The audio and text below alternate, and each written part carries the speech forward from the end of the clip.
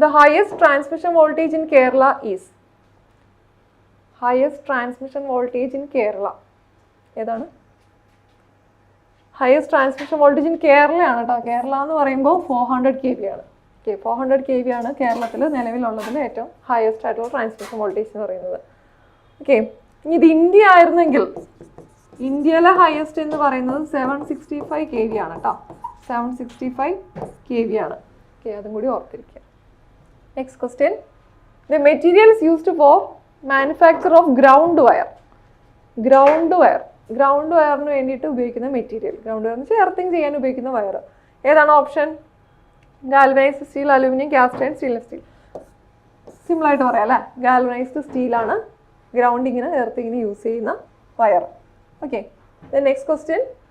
3-phase energy meter has. 3-phase energy meter എത്ര terminals ഉണ്ട് എന്നാണ് ചോദ്യം. എത്രയുണ്ട്?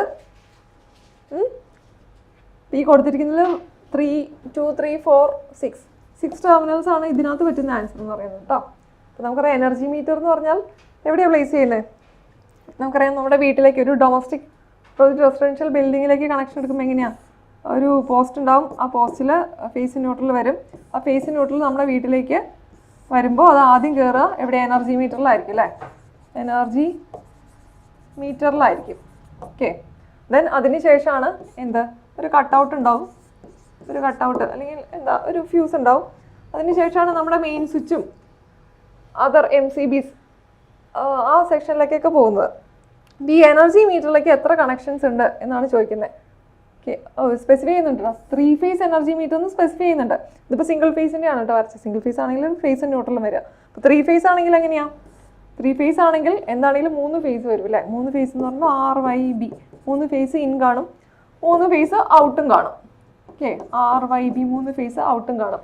ഇത് മിനിമം ഇത്രയും കാണും. ദെൻ രണ്ട് സൈഡിലും ന്യൂട്രലും കൂടി ഉണ്ടാവും ടെർമിനൽസ് നോക്കുമ്പോൾ. അപ്പോൾ ഇവിടെ ഓപ്ഷൻസ് അനുസരിച്ച് 6 ടെർമിനൽസ് ആണ് ആൻസർ വരിക. RYB ഇന്നും RYB ഔട്ടും. Okay, next question. The function of conservator tank in a transformer is. ട്രാൻസ്ഫോമറിൽ കൺസർവേറ്റർ എന്തിനാണെന്ന്. ഓക്കെ, എന്താ കൺസർവേറ്റർ? ട്രാൻസ്ഫോമറിൻ്റെ കേസിൽ ഒരു ട്രാൻസ്ഫോമർ ആണെങ്കിൽ ഈ ട്രാൻസ്ഫോമർ ഓയിൽ ടാങ്കിൻ്റെ ഓയിലും, അതായത് ഇതിപ്പോൾ ട്രാൻസ്ഫോമർ ടാങ്കാന്ന് വിചാരിക്കുക. ഈ ടാങ്കും ദെൻ ഇതിൽ നിന്ന് ഇച്ചിരി ഹൈറ്റിൽ പ്ലേസ് ചെയ്തിരിക്കുന്ന ഒരു ടാങ്കും ഉണ്ട്. ഓക്കെ, ഈ രണ്ട് ടാങ്കിൽ തമ്മിലുള്ള ഓയിൽസ് കണക്റ്റഡ് ആണ്.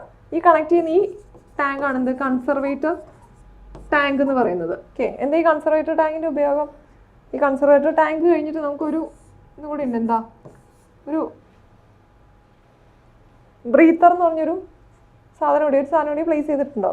ഓക്കെ, ബ്രീത്തർ എന്ന് പറയുന്ന ഒരു പാർട്ട്. ദെൻ ഈ രണ്ട് ടാങ്കിൻ്റെ ഇടയ്ക്കാണെങ്കിലും എവിടെയാണെങ്കിലും എന്താ നമുക്കൊരു ബക്കോൾസ് റിലേ ഒക്കെ ഉണ്ട്. ഓക്കെ, ബക്കോൾസ് റിലേ പ്ലേസ് ചെയ്തിട്ടുണ്ടാവും. ഓക്കെ, അപ്പോൾ എന്താ ഇതിൻ്റെ ആവശ്യം? ഈ മെയിൻ ടാങ്കിലെ ഓയിലും ഈ കൺസർവേറ്റർ ടാങ്കിലെ ഓയിലും ഇത് രണ്ടും കണക്റ്റഡ് ആണ്. അപ്പോൾ ഇതിനകത്ത് ഈ മെയിൻ ടാങ്കിലെ ഓയിൽ എന്തെങ്കിലും എന്താ ഹീറ്റിംഗ് എഫക്ട്സ് കാരണം, അതായത് ചൂടാവുമ്പോൾ എക്സ്പാൻഡ് ചെയ്യും, അല്ലെങ്കിൽ തണുക്കുമ്പോൾ കൺട്രാക്ട് ചെയ്യും, അങ്ങനെയുള്ള പ്രോസസ്സുകളൊക്കെ വരും. ഇപ്പോൾ ഈ ടാങ്കിലെ ഓയിൽ എക്സ്പാൻഡ് ചെയ്യുകയോ കൺട്രാക്ട് ചെയ്യുകയോ ചെയ്ത് കഴിഞ്ഞാൽ ഈ ടാങ്കിൻ്റെ അകത്ത് ഓയിൽ ലെവൽ കൂടുകയും കുറയുകയും ചെയ്യും. അപ്പോൾ ആ ഓയിൽ ലെവൽ കൂടുകയും കുറയുകയും ചെയ്യുമ്പോൾ എക്സ്ട്രാ വരുന്ന ഓയിൽ സക്ക് ചെയ്യാൻ, അല്ലെങ്കിൽ കുറയുന്ന സമയത്ത് ഓയിൽ തിരിച്ചിങ്ങോട്ടേക്ക് വിടാൻ, അതാണ് എന്ത്? ഈ കൺസർവേറ്റർ ടാങ്കിൻ്റെ പർപ്പസ്. കൺസർവേറ്റർ ടാങ്കും ഒരു പാതിക്ക് മേളിൽ ഓയിൽ ഫില്ല് ചെയ്തിരിക്കുന്ന ഒരു ടാങ്കാണ്. ഇനി അതിൻ്റെ ഇടയ്ക്കിരിക്കുന്ന ഈ ബക്കോൾസ് റിലേയുടെ ഫംഗ്ഷൻ എന്താ? ഈ ഓയിൽ സംബന്ധമായിട്ടുള്ള അല്ലെങ്കിൽ ട്രാൻസ്ഫോമറിൻ്റെ അകത്ത് വരാൻ ചാൻസ് ഉള്ള ഫോൾട്ടുകളൊക്കെ ഡിറ്റക്ട് ചെയ്ത് അത് അലാം തരിക എന്നുള്ളതാണ് ഈ ബക്കോൾസ് റിലേയുടെ ഫംഗ്ഷൻ. അതുപോലെ ഈ ഒരു കമ്പോണൻറ്റ് ഈ ബ്രീത്തർ കമ്പോണൻറ്റിൻ്റെ ഫംഗ്ഷൻ എന്താ? ബ്രീത്തർ എന്ന് പറഞ്ഞു കഴിഞ്ഞാൽ ഈ ട്രാൻസ്ഫോമറിൻ്റെ അകത്തേക്ക് ഈ ഓയിൽ എക്സ്പാൻഷൻ കൺട്രാക്ഷൻ നടക്കുന്ന സമയത്ത് ഇതിനകത്ത് എയർ സക്ക് ചെയ്യും, അതുപോലെ പുറന്തള്ളുകയും ചെയ്യും.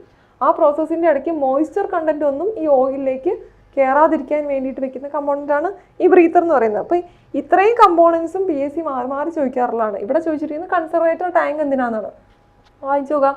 To prevent the flow of moisture അല്ല, to prevent the flow of air into the tank, to take care of expansion and contraction.